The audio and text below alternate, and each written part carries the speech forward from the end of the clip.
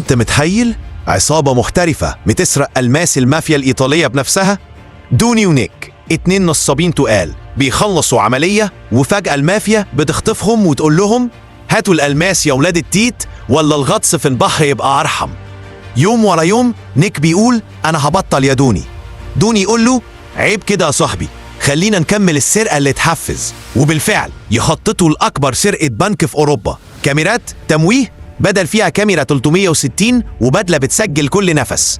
وهم بيكسروا الخزنة ماتش كورة بيشد المدير يرجع البنك، وطبعا نيك كان لسه ماسك شنطته. هربوا؟